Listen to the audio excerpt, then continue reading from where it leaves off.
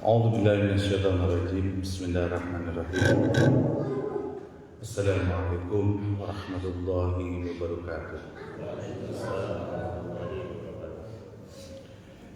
إن الحمد لله نحمده ونستعينه ونستغفره ونعوذ بالله من شرور أنفسنا ومن سيئات أعمالنا من يهد الله فهو المهتدي ومن يضلل فلا هادي له أشهد أن لا إله إلا الله وحده لا شريك له الملك المبين وأشهد أن محمدا عبده ورسوله الذي لا نبي بعده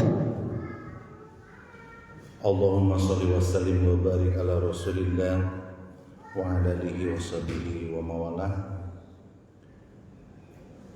Rabbi shrah li sadri wa yassir li amri wahlul 'uqdatam min lisani yafqahu qawli Rabbi zidna ilman warzuqna fahman Bismillahirrahmanirrahim la yadurru ma'asmihi syai'un wala fis sama wa huwas samiul alim Raditu billahi rabban wa bil islami dina wa bi Muhammadin sallallahu alaihi wasallam nabiyyan wa rasul La ilaha illallah wahdahu la syarika lah lahul mulku wa lahul hamdu wa huwa ala kulli syai'in qadir Subhanallah wa bihamdihi astaghfirullah wa atubu ilaih. Hadirin berbahagia, yang pertama marilah kita panjatkan rasa syukur kita kepada Allah Subhanahu wa taala. Di malam hari ini pada maghrib kita sudah diberikan banyak nikmat yang Allah berikan kepada kita semua, dan alhamdulillah nikmat yang Allah berikan itu kita kembalikan dengan ibadah-ibadah yang menjadi kebutuhan kita sebagai hamba. Kita bisa hadir berjamaah sholat maghrib, lanjut zikir, lanjut dengan kita mendengarkan apa yang disampaikan oleh Allah dan Rasulnya lewat saya. Jadi saya itu hanya menyampaikan Ustaz. Ini juga nasihat buat saya pribadi, karena semua informasi yang disampaikan adalah semuanya berasal dari Allah dan Rasulnya. Mudah-mudahan kita berdoa Allah mudahkan hidayah kepada kita semua yang hadir di masjid. Amin. Salawat dan salam semoga tercurahkan pada junjungan kita Nabi besar Muhammad sallallahu alaihi wasallam, pada keluarganya, pada para sahabat, dan semoga kita sebagai umatnya selalu merapihkan diri dalam ibadah supaya ibadah kita diterima oleh Allah Subhanahu wa taala. Maka apa yang kita lakukan itu harus berdasarkan ilmu, dan ilmunya itu adalah dari Allah dan Rasulnya melalui para ulama.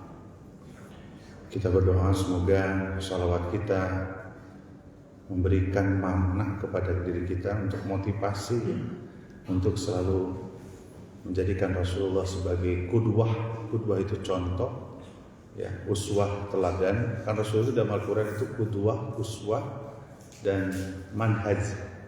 Jadi kalimat manhaj menjadi pedoman, kudwah menjadi contoh, uswah menjadi keteladanan. Mudah-mudahan kita bersalawat kepada baginda Rasulullah. Allahumma salli wa sallim wa barik ala Rasulillah Muhammadin sallallahu alaihi wasallam wa ala alihi wa barik wasallam. Baik hadirin berbahagia, pada kesempatan hari ini kita akan coba mendengarkan apa yang disampaikan oleh Allah dan Rasulnya. Wabil khusus bahwa Allah menyampaikan di dalam surat Al-Maidah surat kelima ayat 54 menggambarkan bahwa generasi pilihan Allah. Sebetulnya banyak sekali Allah golongan-golongan yang Allah cintai.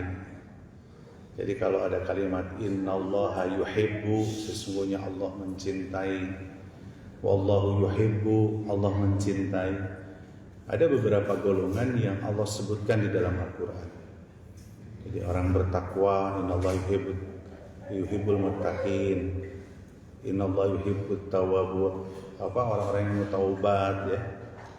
Terus ada orang-orang yang dicintai oleh Allah Subhanahu wa taala, orang yang di dalam Al-Quran itu digambarkan. Nah, pada kesempatan hari ini kita akan coba melihat bahwa ketika Allah menyampaikan ada generasi pilihan Allah yang Allah gambarkan di dalam surat Al-Maidah surat kelima ayat 54. Ini bukan Al-Maidah 51 ya. Ini Al-Maidah 54. Menyambung sebetulnya. Allah menyampaikan begini, hadirin. A'udzubillahi minasyaitonirrajim. Ya ayyuhalladzina amanu may yartadda minkum. Wahai orang beriman, barang siapa yang ketika sudah murtad keluar ang dinihi dari jalan Allah, agama Allah.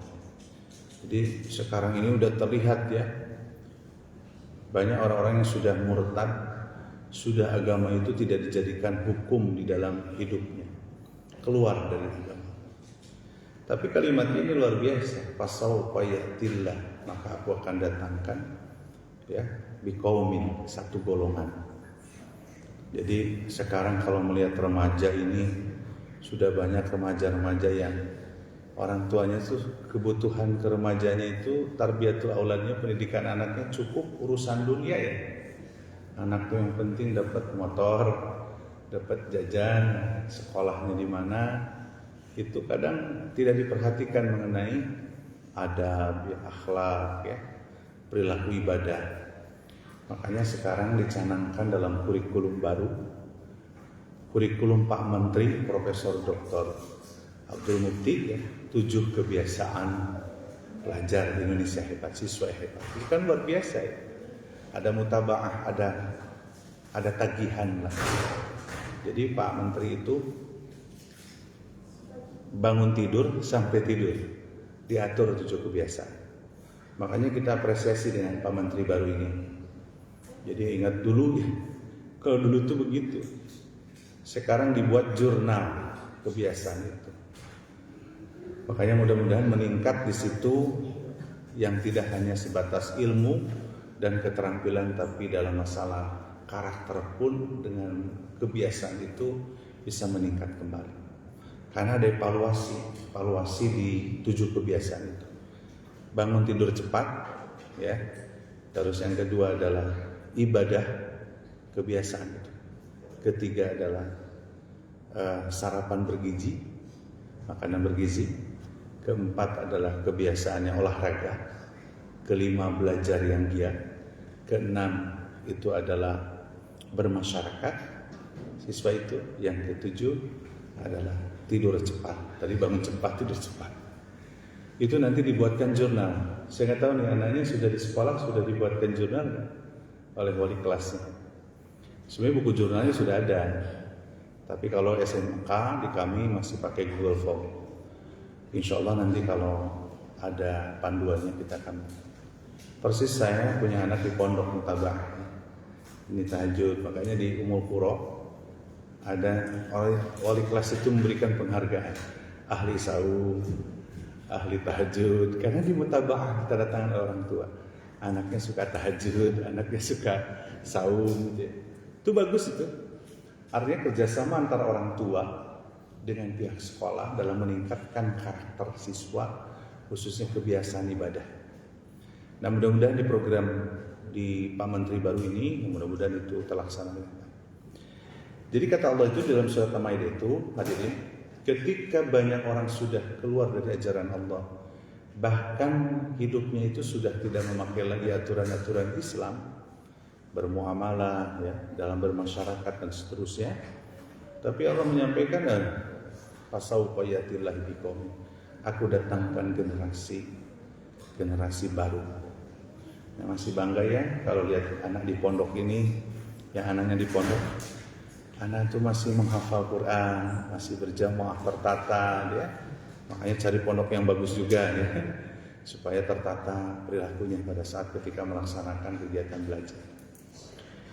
Nah, di sini kita akan bahas sebetulnya generasi pilihan Allah itu yang gimana. Yang pertama, kata Allah itu yuhibbuhum wa yuhibbuna. Jadi kalimatnya Allah mencintai mereka, mereka pun mencintai Allah. Ini kalau udah ngomong cinta, itu yuhibbu, ya, di dalam kalimat di dalam Al-Quran itu bahwa memang ketika seseorang sudah mencintai karena Allah, mencintai kepada Allah itu salah satu kesempurnaan iman. Dalam hadis Sahih Al-Hakim mengatakan bahwa man ahabba lillah wa abghadha lillah wa mana'a lillah fankih lillah faqad istakmalal iman, kata Rasul. Jadi kalau barang siapa yang cinta itu karena Allah, kedua benci pun karena Allah, memberi juga karena Allah, menerima karena Allah, bahkan menikah kita pun tujuannya adalah karena Allah, faqad sungguh, kata Rasulullah, faqad istakmalal iman, kesempurnaan iman. Ketika seorang ayah cinta kepada anaknya, itu adalah harus tujuannya tetap karena Allah, ya. Walaupun sebetulnya Allah lebih sayang ya kepada kita melebihi sayangnya orang tua kita kepada anak. Jadi yuhibbuhum wa yuhibbunahu itu teringat kepada sosok Nabi kita, menjadi Nabi, bapaknya Nabi, yang Rasulullah itu dilahirkan keturunan dari Nabi ini.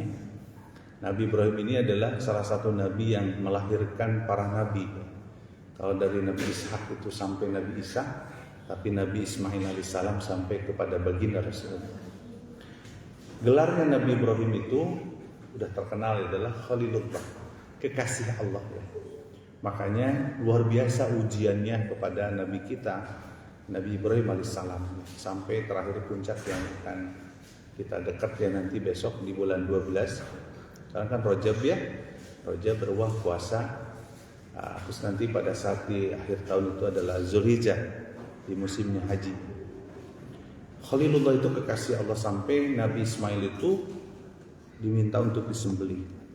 Ini gelar Khalilullah itu dilihat dari surat An-Nisa, surat keempat ayat 125, bahwa yang disebut Nabi Ibrahim itu gelarnya itu adalah wattakhadallahu Ibrahim khalila. Jadi sesungguhnya Nabi Ibrahim itu adalah kesayangan Allah. Saking sayangnya Allah kepada Nabi Ibrahim, ujiannya juga ya supaya diuji, bagi benar gak cinta sama aku gitu ya. Ini gelarnya Rasul, gelarnya Nabi Ibrahim alaihissalam. Gitu ya. Jadi Khalilullah itu seperti itu. Ketika seseorang sudah cinta kepada Allah, maka hadir dalam diri kita itu rasa cinta itu melahirkan sifat yang disebut mukhlis, ikhlas bahasa kita. Jadi ibadah apapun yang kita lakukan itu tujuannya adalah untuk mendapatkan keridhaan Allah Subhanahu wa taala. Kalau orang sudah cinta sama Allah, yang melakukannya kalau karena Allah pasti ikhlas ya. Betul ya, Bapak? Makanya salah satu syarat ibadah kita akan diterima oleh Allah Subhanahu wa taala pada saat ketika ilmunya harus benar dari Allah dan Rasulnya, yang kedua harus ikhlas. Ya kalau nggak ikhlas mah nanti lawannya itu apa? Riya, ya, pingin dilihat. Terus apa lagi? Ujub, ya, pingin merasa dirinya paling ya. Terus sum'ah, suka diceritakan ya. Kalau ibadah kita suka diceritakan. Sekarang mau banyak ya yang statusnya lagi ibadah ya. Alhamdulillah malam ini bisa hadir sepertiga malam, status ya. Nah, diceritakan ibadah. Padahal itu sebetulnya merusak amal soleh kita. Ya, dalam sedekah pun begitu. Ketika kita bersedekah juga dengan kata-kata yang kurang bagus, menyakitkan orang yang dikasihnya, itu juga membatalkan dalam bersedekah. Jadi lahirnya rasa cinta kita kepada Allah itu, maka ibadah yang kita lakukan itu generasi pilihan Allah itu pasti mukhlis. Kalau dalam surat Al-Baqarah itu apa? Mukhlisina lahuddin hunafa. Jadi memang aktivitas itu karena Allah itu betul-betul. Makanya ikhlas itu adalah memurnikan ya.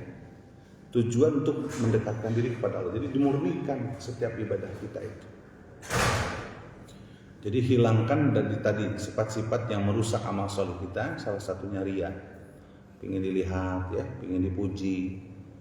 Makanya kalau itu hadir pada kalimat-kalimat itu di diri kita, itu sudah dipastikan keikhlasan itu tidak ada.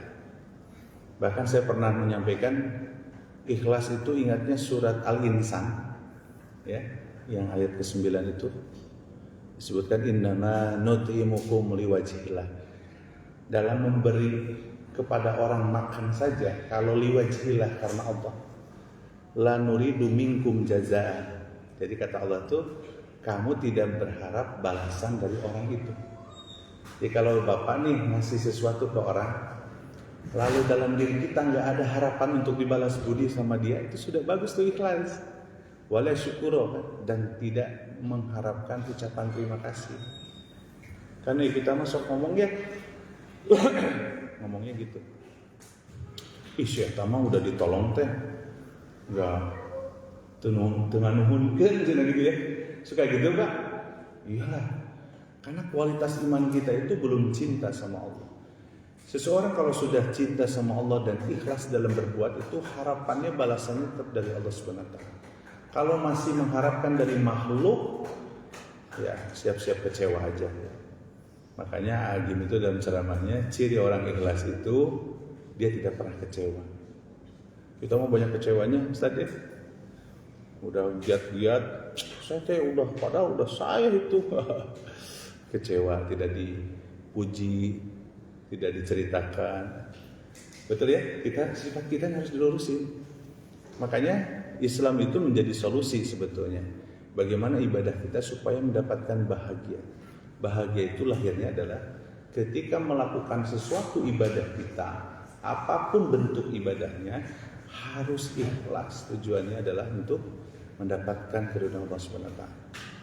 Makanya dalam surat Al-Lail di ayat terakhir, Allah menyampaikan kan, kalau kamu pingin bahagia, pingin puas, rasa puas itu ada pada diri kita, ya segala sesuatu harus karena Allah. Dan itu yang membuat kepuasan bahagia itu. Istri mengabdi kepada suami tujuannya karena Allah, ikhlas. Rasa bahagianya akan muncul di keluarga kita. Ataupun seorang laki-laki, suami pemimpin di keluarga sama. Ayat terakhir kan gitu. Illa btigha'a wajhi rabbihil a'la wala sawfa yarda, katanya gitu. Kalau kamu mencari sesuatu di dunia ini adalah tujuannya kepada Allah yang maha tinggi, maka Allah akan berikan kebahagiaan, kepuasan. Makanya kalimat yang dibangunnya, kepuasan akan hadir pada seorang hamba kalau melakukan sesuatu itu adalah tujuannya karena Allah. Puas itu orang, rasa lega, puas karena Allah. Kalau tidak itu pasti rasa kecewa akan muncul. Betul ya Bapak-Bapak? Saya juga ngalamin gitu. Kalau gak ada yang muji, itu suka kecewa gitu. Makanya Islam itu luar biasa. Jadi ikhlas itulah yang menjadi modal salah satu ibadah kita diterima oleh Allah SWT. Mudah-mudahan yuhibbuhum wa yuhibbunahum. Ayo perbaiki rasa cinta kita kepada Allah SWT. Makanya kalimat dalam Al-Quran itu, apapun perintah Allah dan Rasulnya harus kita dengar, harus kita taat. Karena itu yang membuat kita menjadi bahagia di mata Allah SWT. Banyak sekali definisi ikhlas, tapi prinsipnya seperti itu. Nah, kalau kita ingin menjadi orang ikhlas, itu ya, yang pertama kita itu pintar menyembunyikan amalan. Jadi amalan itu kalau bisa mah banyak disembunyikan. Di satu sisi ya, ibadah-ibadah yang perlu disembunyikan. Rasulullah SAW dalam hadis riwayat Muslim dari Sa'ad bin Abi Waqqas, innallaha yuhibbul abdul litakiyya al-ghaniyul al-khafi. Sesungguhnya Allah mencintai hamba yang bertakwa, hamba yang hatinya merasa cukup dan suka mengasingkan diri, kalimatnya. Jadi memang ibadah itu yang Allah cinta itu yang sembunyi. Makanya di dalam hadis Rasulullah yang ada 7 golongan manusia yang dilindungi pada saat nanti di yaumil qiyamah itu, dari 7 golongan itu adalah yang memberikan sesuatu, tangan kirinya tidak tahu katanya, sembunyikan maksudnya. Tapi di satu sisi memang ada yang perlu ibadah itu diperlihatkan. Ada hal yang wajib itu, seperti contoh kalau lagi di kantor, saya mau sholat zuhur dulu, ya, itu dakwah. Tapi kalau sholat duha mah nggak usah diomongin. Sholat duha mah kan sunnah ya, aja sholat sunnah biar orang tidak perlu harus di publikasi, tapi kalau sholat zuhur mah perlu ya. Apalagi di sekolahan di saya. Sholat zuhur itu diumumkan ya. Pada saat kita jalan harus ngegebah anak supaya ke masjid. Nah itu yang pertama harus bisa menyembunyikan amal. Apalagi dalam urusan memberi, bersedekah ya. Berinfak itu sembunyikan. Dan tidak perlu harus disumahkan, diceritakan. Ini kadang sudah benar 1 tahun, 5 tahun ke belakang kita bantu saudara ya. Ini ceritanya 5 tahun nih bantu saudara kita. Sekarang diomongin dia. Saya tuh yang bantu dia itu. Iya tuh udah benar-benar jadi amal solehnya. Gitu. Beristighfar, semoga dikembalikan lagi amal soleh. Jadi memang ini yang sulit nih. Kalau kita ingin melatih ya sembunyikan amal-amal soleh kita yang ketika di banyak sekali para ulama yang mengatakan terkait masalah disebutkan kayak Az-Zubair bin Anwan mengatakan barang siapa yang mampu menyembunyikan amal solehnya maka ini luar biasa. Banyak sekali para ulama nih kalau saya bacakan panjang. Apa saja yang perlu disembunyikan amalan yang sunnah ya. Amalan yang sunnah itu nggak perlu dilihat-lihatin lah ya. Karena sesuatu yang sunnah itu bukan berarti ini ya supaya jadi ibadahnya enak gitu. Makanya kalau Agim itu dalam ceramahnya ciri orang ikhlas itu dia tidak pernah membeda-bedakan ibadah sunnah dan ibadah wajib. Orang masuk ngebedakan kayaknya ibadah sunnah ya gitu ya santai aja. Padahal definisi sunnah kalau di fikih SD itu kan dilakukan dapat pahalanya, kalau tidak dilakukan tidak dosa. Kalau sekarang para ulama itu mendefinisikan sunnah itu kalau dilakukan untung besar, kalau tidak dilakukan rugi besar, gitu kalimatnya. Jadi jangan sampai kita terlewat dengan sunnah-sunnah, karena ibadah sunnah itu bisa menjadi unggulan, kita bisa masuk surganya Allah. Bilal, seorang sahabat Rasulullah, budak dulunya yang dimerdekakan oleh Abu Bakar As-Siddiq, dia bisa masuk surganya sampai Rasulullah mimpi terompahnya ada di surga itu karena apa? Syukrul wudu ya. Jadi cek Rasulullah mimpi jana semalam tuh terompah kamu ada di surga ya. Ternyata kebiasaannya adalah dia melakukan sholat syukrul itu, sholat sunnah. Makanya perlu sunnah ini karena nanti bisa jadi untung besar, menjadi pilihan ibadah yang akan nanti dinilai oleh Allah keistimewaannya. Malam ya, sholat malam ya, kan ibadah afdol. Jangan sampai kita diceritakan dah, saya semalam itu sholat malam ya ke teman, gak perlu itu, ngapain coba? Makanya saya pernah menyampaikan setiap ceramah, lakukan ibadah itu 2 L ya. Lakukan, lupakan. Jadi kalau sudah sholat, sudah biar Allah yang menilai, biar Allah yang memberikan segalanya kepada kita semua. Makanya menyembunyikan itu luar biasa. Yang harus disembunyikan dari sholat sunnah, sholat malam ya. Nah ibadah saum sunnah ya. Harus juga kita sembunyikan. Ya. Kadang-kadang kita kalau ditawarin makanan itu ya memang harus ngomong ya, saya lagi saum ya. Harus bisa disembunyikan. Bersedekah itu yang terbaik di mata Allah Subhanahu wa taala itu adalah mereka yang menyembunyikan ketika bersedekah bersembunyi-sembunyi. Termasuk tadi dalam hadisnya riwayat muttafaqun alaih ya, dalam Bukhari dan Muslim, bahwa salah satu golongan yang akan Allah lindungi itu adalah mereka yang bersedekah sembunyi-sembunyi ya. Begitu. Yang berikutnya adalah amalan sunnah tadi sudah. Jadi ibadah-ibadah itu maka supaya kita mendapatkan keikhlasan di dalam diri kita, melatih sembunyikan amal soleh yang sunnah-sunnah. Membaca Al-Quran, disembunyikan zikir. Walaupun kadang zikir suka dizaharkan. Ini kan dalam pemahaman saja. Tapi kalau kita zikir kesendirian itu jangan dilihatkan, sembunyi aja. Pada saat setelah sholat malam kita duduk zikir, baca Quran, dan tidak perlu harus dipoto lalu dibuat status gitu ya. Itu mah lebay ya. Nanti tidak jadi pahala diri. nanti bisa jadi dosa kepada Allah Subhanahu wa taala. Makanya di dalam hadis Rasulullah SAW, ya, di dalam hadis riwayatnya At-Tirmidzi, ya, Abu Daud, orang-orang yang mengeraskan bacaan Al-Quran itu sama dengan orang yang terang beneran dalam bersedekah. Jadi kalau baca Quran itu sembunyikan. Ya kalau di masjid ketika baca Quran pelan-pelan saja, sembunyikan. Tapi ya nggak apa-apa untuk kelihatan orang. Ya memang susah ya kalau di masjid. Maka perbanyaklah bacaan Al-Quran itu di tempat-tempat di mana kita bisa menyembunyikan amal ketika kita membaca Al-Quran. Oke hadirin, jadi konsep dasar daripada generasi pilihan Allah itu adalah mereka yang cinta kepada Allah dan Allah nanti akan mencintai mereka. Ya. Salah satu yang hadir rasa cinta kepada Allah itu adalah rasa ikhlas ini yang harus dihadirkan.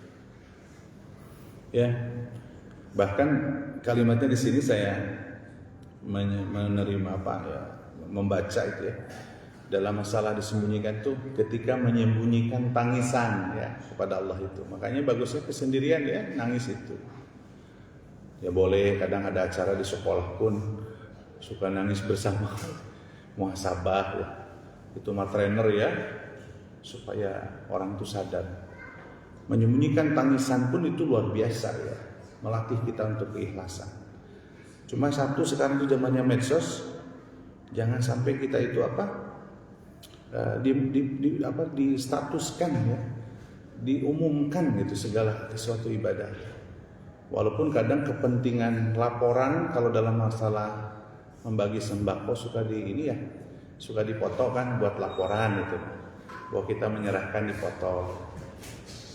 Kalau kita pribadi kan itu mah urusannya biasanya itu amanah ya dari pemerintah harus dibagikan. Ataupun dari seseorang supaya dibagikan untuk laporan gitu. Tapi ketika kita pribadi ngasih ke orang tuh sudah sembunyikan, jangan suka pengen dilihat-lihatkan gitu ya. Ini melatih keikhlasan hadirin. Karena ketika kita selalu begitu, kapan kita dapat pahala yang banyak dari Allah ketika kita selalu melakukan itu. Makanya amalan-amalan yang tadi saya sampaikan itu melatih kita kepada keikhlasan kita dalam melaksanakan ibadah. Jadi poin pertama itu hadirin. Ayo kita bismillah. Kalau kita ingin dicintai oleh Allah Subhanahu wa taala, maka ketika kita cinta kepada Allah itu hadirkan keikhlasan dalam segala ibadah kita. Kalau ibadah kita masih ingin balasannya dari makhluk, ya berarti rasa cinta kita kepada Allah itu masih belum sempurna, ya. Begitu yang pertama. Berikutnya hadirin, di dalam Al-Qur'an itu ya yuhibbuhum wa yuhibbunahu disebutkan ya. Terus yang kedua, generasi pilihan Allah itu adalah di dalam surat Al-Maidah itu yuhibbuhum wa yuhibbunahu adillatu 'alal mu'minin. Sifat yang kedua, generasi pilihan Allah itu adalah adillah. Adillah itu lemah, lembut orangnya, kayak halim, sifat halim, lembut. Jadi orang Islam itu memang harus lembut ya, lemah lembut ya. Atau punya rasa kasih sayang. Kata-katanya membuat orang jadi enak dengernya, bahagia ya. Tidak kasar, tidak kotor, tidak zalim, itu lemah lembut. Generasi pilihan Allah itu lihatnya di situ hadirin. Di omongan. Makanya banyak orang yang sekarang ini sudah di kata-katanya itu tidak adillah, tidak lemah lembut. Bahkan dalam surat Al-Fat itu, surat Al-Fat ayat 29, ketika Allah menyampaikan di dalam Al-Quran itu Muhammadur Rasulullah walladzina ma'ahu asyidda'u 'alal kufar ruhama'u bainahum. Generasi Rasulullah pun dalam Al-Quran yang lain memiliki sifat kasih sayang. Kata-katanya itu enak. Makanya kalau ada lihat orang itu santun ya, terus apa lagi? Selalu memberikan pelayanan yang terbaik, tidak pernah membeda-bedakan ya. Kan kadang kita mah suka membeda-bedakan ya ngomongnya. Betul ya, Ustaz? Ayo ngomong jeung jalma beunghar, jeung jalma miskin beda. Enggak boleh membeda-bedakan gitu. Karena generasi pilihan Allah itu, sifat yang kedua itu dia adalah lemah lembut. Jadi bertutur kata yang baik.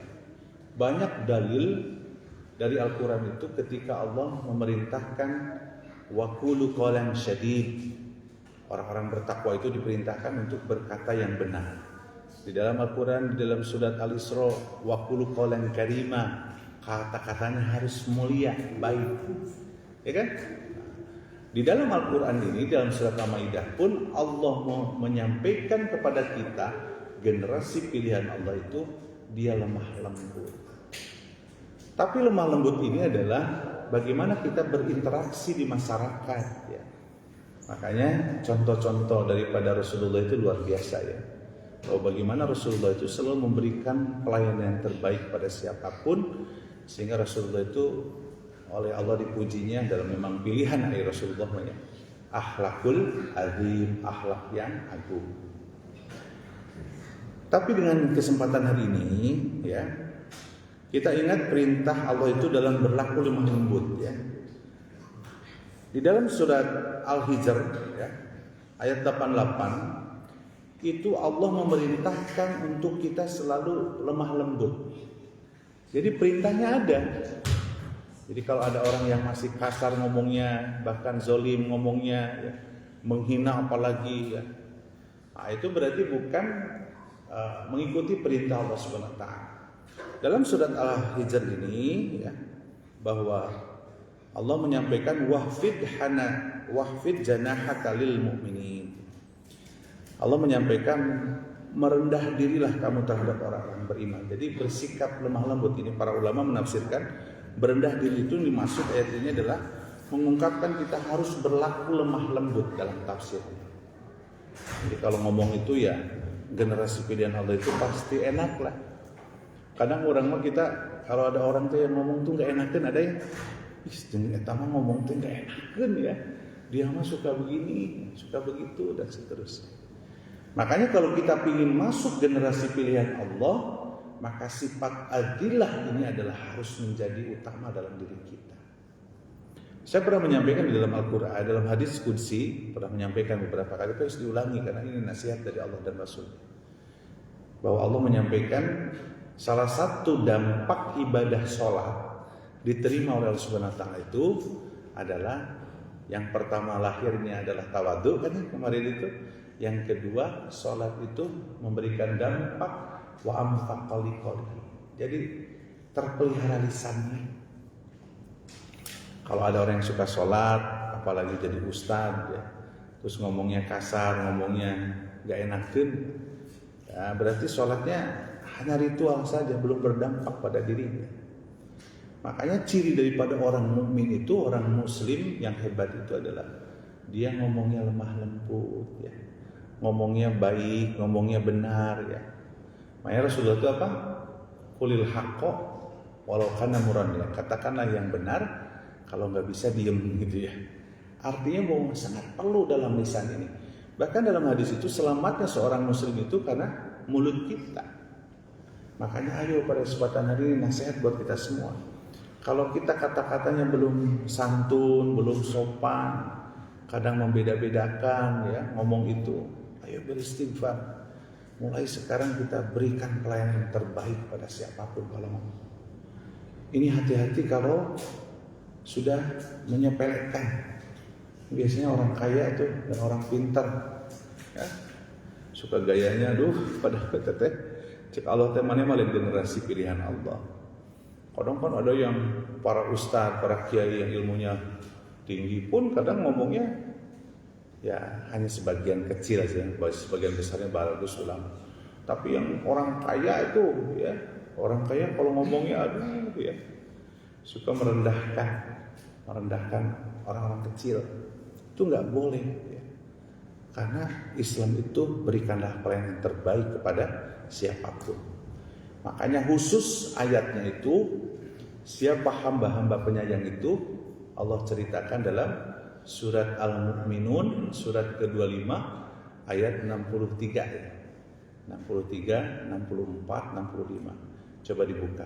Kalimat awalnya itu wa ibadur rahman alladzina yamsuna 'alal ardi haunan Wa idza khatamahumul jahiluna qalu salama. Mantap. Ibadur Rahman, hamba-hamba penyayang pasti tawadu. Kalau bertemu dengan yang jahil pun dia tetap baik.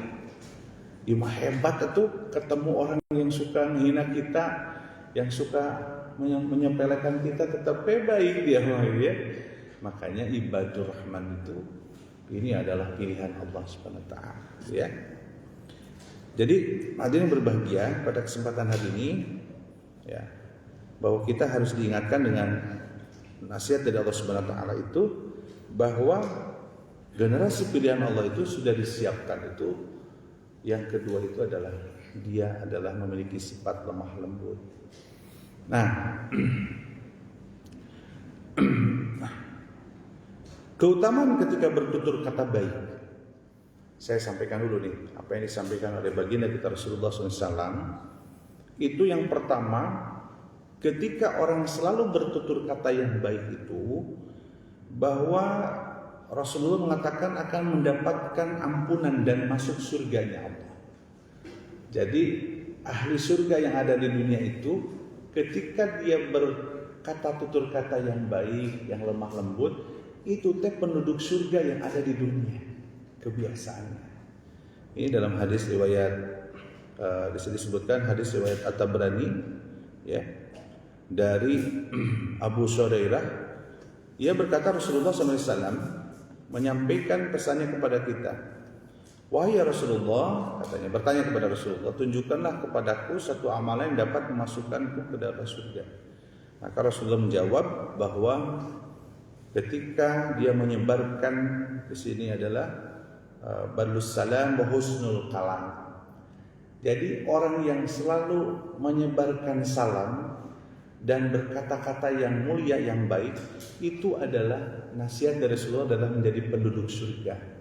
Absus salam itu perintahnya. Kadang kita memalu ya, kita lagi jalan di motor ketemu yang lagi duduk, kita mah gampang Pak gitu. Padahal mah tinggal Assalamualaikum gitu. Apa susahnya? Karena malu ya. Jujur malu lah. Nah, jangan sampai kita malu. Kalau ketemu kita sesama muslim, kita dalam motor yang lagi berjalan harus mengucapkan salam duluan kepada yang duduk, ataupun didulukan oleh yang duduk, gak apa-apa. Kata Rasulullah, mengucapkan salam aja itu penduduk surga, ahli surga. Dan yang kita bahas hari ini wahusnul kalam, yang dia ngomongnya baik. Jadi kalau bapak-bapak melihat, ingin tahu penduduk surganya yang hidup sekarang itu di dunianya, kebiasaannya dia bertutur kata yang baik. Yang kedua, kata Rasulullah, ini saya sampaikan ini supaya kita semangat ya. Ternyata kalau kita ngomong yang baik tadi ya, itu bonusnya itu. Yang kedua bonusnya akan mendapatkan kamar yang istimewa di surga. Jadi nanti Allah itu menyiapkan satu kamar yang sangat VIP lah ya. Dan itu adalah diperuntukkan bagi orang yang ketika di dunianya itu dia bertutur kata yang baik. Ini Rasulullah nih disampaikan ya. Ini dari Ali bin Abi Thalib ya.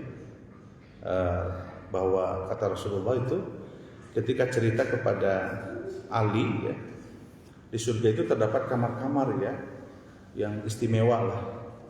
Lalu ditanya, untuk siapa itu ya Rasul ya? Rasulullah mengatakan liman at-taubat al-kalam. Jadi buat siapa itu yang terkait masalah itu adalah kamar tersebut diperuntukkan oleh orang-orang yang bertutur kata yang baik. Ya, di sini ditambah yang gemar memberikan makan, ya, berbagi dan seterusnya.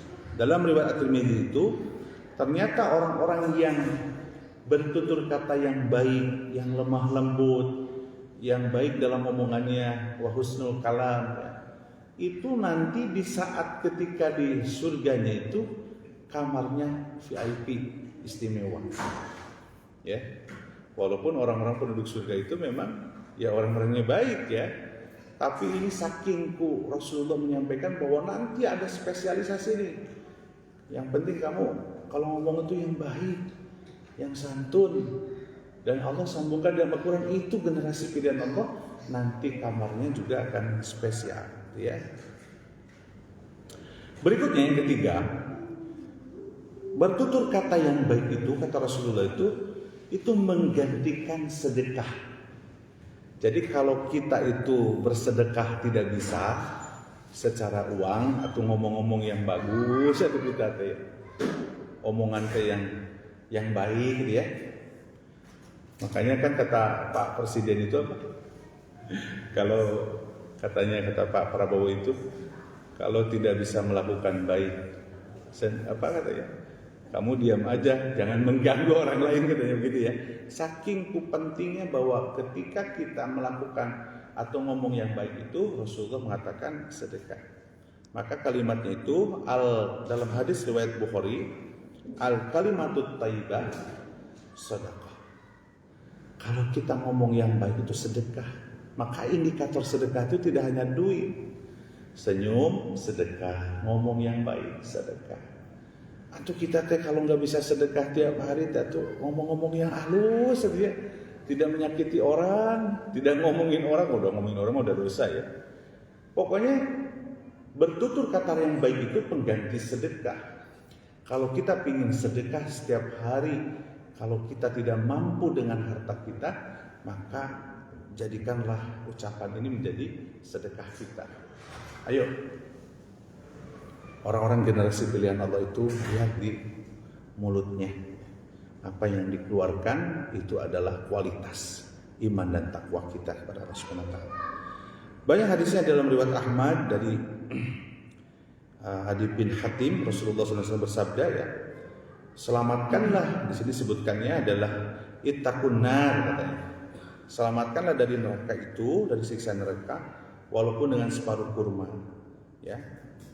Yang kedua adalah bertutur kata yang baik, disebutkan fabi kalimatin thayyibah, untuk kita selamat dari neraka itu, siksa neraka, dengan bertutur kata yang baik. Cukup ya? Cukup ya? Kita sudah banyak Rasulullah berkata tutur baik itu ternyata hebat ya. Ayo kita berubah tuh kalau gitu. Senyum. Di sekolah itu kan 5S. Senyum, senyum, sapa, salam, sopan santun. Itu budaya yang harus ada pada diri kita, dan ternyata itu perintah agama, dan itu generasi pilihan Allah SWT. Dan Rasulullah pun dalam hadisnya luar biasa ya, bahwa dia ketika dia bertutur kata baik itu adalah dia mendapatkan pahala sedekah. Banyak ya. Bahkan manfaatnya ketika kita bertutur kata yang baik dapat menghilangkan permusuhan, kata Rasulullah. Betul ya? Kalau kita coba dengan tetangga ngomong yang baik ya, santun, kan akan menghindari permusuhan, betul ya? Kan mulai dari permusuhan itu biasanya kalau kita kata-katanya yang menyakitkan, kata-katanya yang merendahkan. Ya, karena banyak orang tuh yang merendahkan dengan kata-kata itu. Ini kadang yang punya ilmu nih, yang punya gelarnya sampai S4 ya. Nah, S3 udah doktor, profesor, ngomongnya itu nyepelein. Gak ada gunanya itu sekolah ya. Gak ada. Karena keistimewaan generasi pilihan Allah itu adalah dalam bertutur kata yang baik. Jadi hadirin yang berbahagia, ini kalau kita bahas ada 3, 4, 5, gak akan cukup. Jadi prinsipnya poin 2 ini dalam surat Al-Maidah, surat kelima ayat 54 ini nanti dibuka lagi ya. Di situ Allah gambarkan ada 5 indikator bahwa generasi pilihan Allah yang Allah turunkan di dunia ini ketika pada saat orang lain sudah keluar murtad di jalan Allah. Kita baru 2 aja sudah berat ya Ustaz, berat lah. Ikhlas tuh hese, ngomong yang baik juga hese.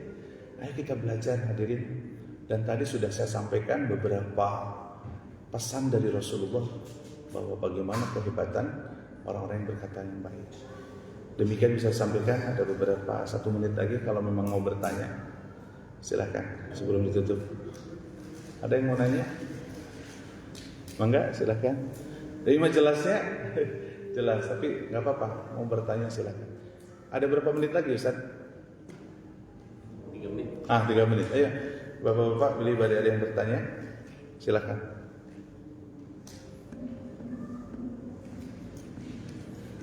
Sudah jelas ya? Sangat jelas. Yang belum jelas itu kita bisa berubah atau tidak ya dalam masalah ini. Jadi kalau kita lanjutkan ini pembahasan dalam yang ketiga itu kan adilatu alal mu'minin, aizatu alal kafirin, keras terhadap orang kafir. Saya harus jelaskan apa itu kafir. Kata ada kafir menurut para ulama itu yang seperti apa yang perlu kita keras ya. Di dalam surat Al-Fatun Allah mengatakan asyiddau 'alal kufar, keras terhadap orang kafir. Ada cluenya di situ. Ya. Karena kita di NKRI, Negara Kesatuan Republik Indonesia, ya dengan non Muslim kan ada kesepakatan bersama yang disebut Undang-Undang Pancasila ya. Nah maka diatur. Nanti ada yang harus dilakukan sifat seorang Muslim kepada orang kafir. Itu kita dengerin apa yang kata Rasul aja. Harus bersikap gini, bersikap gini. Yang bersikap keras itu ke yang siapa? Itu nanti ini pembahasannya panjang. Makanya ada yang bertanya nggak? Ini ada 2 menit lagi. Cukup jelas ya? Atau materi yang lain mau ditanyakan? Ada yang lain? Tidak ada? Sudah jelas atau sudah ingin berhenti? Kalau saya di BKP, ini kebetulan saya diantar Pak RT, mana Pak RT? Oh Pak RT. Tadi pingin ikut. Kalau di sana itu saya memang kalau dalam ceramah materi yang disampaikan sedikit, tapi pemahaman yang lama. Jadi kayak tadi pagi saya membahas pemahaman jama' dan qasar. Jadi jama' dan qasar itu di masyarakat itu ada perbedaan. Pemahaman yang biasa begini jama' dan qasar. Bagaimana Al-Quran? Nah, saya suka bahas itu karena jamaah di Bumi Kencana Permai itu yang hadir itu ingin tahu pemahaman. Ya, toleransi kita tinggal. Karena saya dulu lama kan di pemahaman satu lalu berubah. Dan ternyata ketika udah dibahas yang bedanya itu dikit. Bedanya itu dikit, tidak banyak. Banyaknya mah sama. Jadi saya udah bahas dari sholat sampai salam sampai setelah sholat. Nah, Pak RT kalau ikut terus itu sedikit perbedaan. Banyak yang sama, coba hadirin. Tapi perbedaan itu mengerucut. Saling ini menyalahkan, saling ngomongin, dengki, padahal ngapain ya. Sekarang yang penting tanggung jawab aja di mata Allah Subhanahu wa taala. Ketika kita melakukan ibadah harus dasar ilmunya ada. Surat Al-Isra, surat ke-17 ayat 36. Wala taqfu ma laysa laka bihi ilmun, kata Allah. Janganlah kamu melakukan sesuatu kalau kita tidak tahu ilmunya. Kita mah banyaknya ibadah itu pakai fikih SD. Ya, Kang Heriana ya. Kur SD itu baru guru agama teh gitu, fikih ayeuna gitu gitu. Tidak pernah mengkaji, tidak pernah ngaji kita. Padahal ternyata banyak hadis mengenai teknik ibadah itu. Dan teknik ibadah itu yang penting semuanya kepada Rasulullah. Kalau kepada Rasulullah semuanya ya aman. Gitu aja konsepnya. Makanya jangan suka kekeh dengan pendapatnya kalau belum tahu dalilnya gitu. Nah, saya mengembangkan jemaah di BKP itu supaya tahu pemahaman. Kemarin sebelumnya saya membahas bulan Rajab. Bagaimana pemahaman pertama terkait masalah di bulan Rajab itu. Pemahaman yang bagaimana Rasulullah menyampaikan. Ya pilihan aja, silahkan dipilih. Mau ngikutin Rasul, mau ngikutin pendapat, gitu aja. Kalau sudah kita mengikuti Rasulullah, ya kita kan cinta kepada Rasulullah. Kalau di sini belum ada request itu. Kemarin pertanyaan seperti itu. Hanya ada pertanyaan katanya. Cuma 2 poin ini udah habis Ustaz di waktu ini. Itu saja mungkin pada kesempatan hari ini. Terima kasih atas perhatiannya. Mudah-mudahan hadirnya kita duduknya di sini. Ini adalah menjadi amal salih kita. Mudah-mudahan kita duduknya ikhlas. Walaupun ya bujur-bujur kita pinginnya mudahan gitu ya. Mudah-mudahan apa yang kita lakukan adalah betul-betul mendapatkan ridho Allah Subhanahu wa taala. Kita ucapkan kepada Allah sami'na wa ata'na. Kami dengar ya Allah dan kami taat. Kita mau jadi generasi pilihan Allah. Ibadahnya harus ikhlas. Yang kedua, tutur kata yang baik. Ayo bismillah.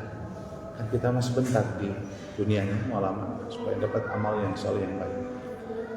Aku lupa hadir astagfirullah wa lakum. Kita akhiri dengan doa kafaratul majlis. Bismillahirrahmanirrahim. Subhanakallahumma wa bihamdika asyhadu an la ilaha illa anta wa astaghfiruka wa atubu ilaik. Demikian, assalamualaikum warahmatullahi wabarakatuh.